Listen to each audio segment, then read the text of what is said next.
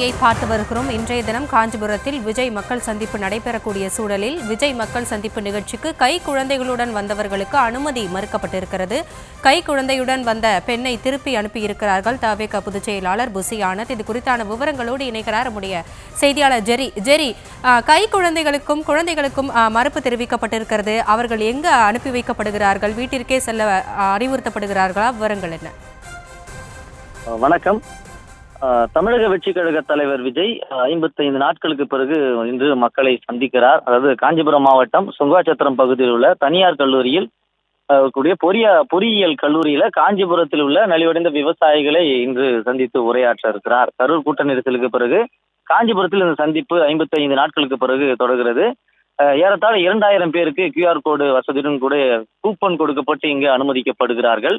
இங்க நெசவாளர்கள், விவசாயிகள், மாணவர்கள் உள்ளிட்ட பலரை விஜய் இங்கு சந்தித்து பேச இருக்கக்கூடிய சூழல்ல கை குழந்தைகளுக்கும் இதர தொண்டர்களுக்கு இங்கு அனுமதி மறுப்பு என்று கூறப்பட்டு வந்தது. நேற்றைய தினம் கூட கட்சியினுடைய தலைமையகத்திலிருந்து யாருக்கெல்லாம் QR கோடு இருக்கிறதோ அவர்களுக்கு மட்டுமே அனுமதி என்றும் ஒரு அறிவிப்பு வந்திருந்தது. இந்த சூழலில் தான் கை குழந்தைகளுக்கும் சிறுவர்களுக்கும் இங்கு அனுமதி மறுக்கப்பட்டு வருகிறது.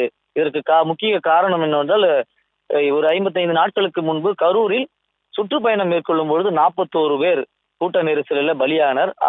அது போன்ற அசம்பாவிதம் இனி நடக்கக்கூடாது என்பதற்காகவே இந்த நடவடிக்கையில் ஈடுபடுவதாக கட்சி வட்டாரங்கள் தெரிவிக்கின்றனர். எனவே காலையிலிருந்து கை குழந்தையோடு சிறுவர்களோடு வருபவர்களை திருப்பி அனுப்பப்பட்டு வருகிறார்கள். அதாவது பெற்றோருடன் வந்தால் பெற்றோர் அவர் வீட்டில் சென்று குழந்தைகளை விட்டுவிட்டு பின்னர் வரும்படி அறிவுறுத்தப்படுகிறார்கள். அதே போல இதே கல்லூரி வளாகத்துல தொண்டர் படையை உருவாக்கி அவர்களுக்கு ஏறத்தாழ 8-10 நாட்களாக ஓய்வு பெற்ற காவல்துறை அதிகாரிகள் தலைமையில பயிற்சி அளிக்கப்பட்டு வருகிறது. அவர்களுடைய பாதுகாப்பு உதவியோடு தொண்டர்கள் மற்றும் பொதுமக்கள், விவசாயிகள் பாதுகாப்பாக இங்க கூட்ட அரங்கிற்கு அழைத்து வரப்படுகிறார்கள். அந்த வகையில் தான் குழந்தைகளுக்கும் சிறுவர்களுக்கும் கர்ப்பிணி பெண்களுக்கும் இங்கு அனுமதி மறுக்கப்பட்டு வருகிறது.